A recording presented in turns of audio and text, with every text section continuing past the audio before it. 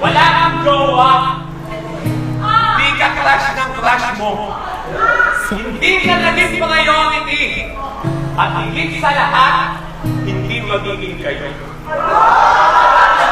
Isa, dalawa, tatlo, apat, lima, anim, pito, walo, siyam, sampo, labing isa, ilang pa ba? Sandali lang nagsabi sa'yo na mahal ka niya, pero hanggang ngayon nananatili ka pa rin na mag-isa. Gising ka sa umaga, tinitingnan mo agad ang iyong telepono kung meron bang nakaalala.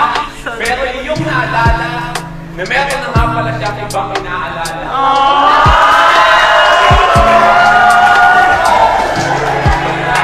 Ang hirap magmahalan na alam mo sa sarili mo na hindi ka kamahal-mahal. At ang hirap masaktan lalo na alam mo wala kang karapatan. Na sa tuwing yung binabalikan ang inyong nakaraan ay paulit-ulit lang bumabalik sa iyo ang iyong nararamdaman. Pero hindi na babalik ang inyong nakaraan dahil hanggang larawan na lang. Hindi na yun babalik. Hindi na yun babalik. Huwag ka nang maghintay dahil masaya na yun sa iba. Bakit ka manghihinayang sa tao kahit kailan di ka naman pinanghinayangan? Na hanggang ngayon, nag-iintay ka pa rin sa inyong tagpuan kahit alam mo meron na siyang ibang pinupuntahan. Mahal ka! Mahal ka! Pero bakit hindi mo madama? Ganyan ang hirap ngayon sa tao eh. Magpaparamdam at magbibigay ng motibo. Tapos pag nahulog, sasabihin hanggang kaibigan lang kayo. Ano? Ano? Hindi mo man lang naisip ang mangyayari sa kanyang damdamin. Kapag natapos mong puyati, hindi mo naman pala jojowain.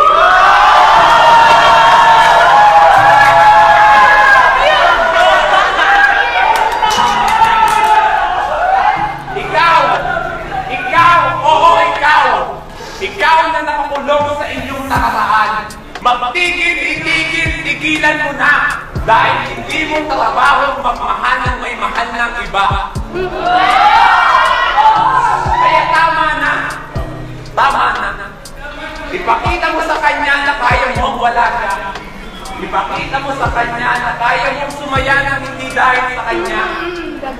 Na kahit masaktan ka ng paulit-ulit at iparamdam sa iyo ang hirap at sakit, lagi mong tatandaan na meron niyang saya na kapalit. At sa pagpasok sa relasyon ay huwag kang magmadali. Piliin mo yung tama at umiwas sa mali. Dahil meron isang taong nakalaan para sa iyo, hintayin mo lang ako.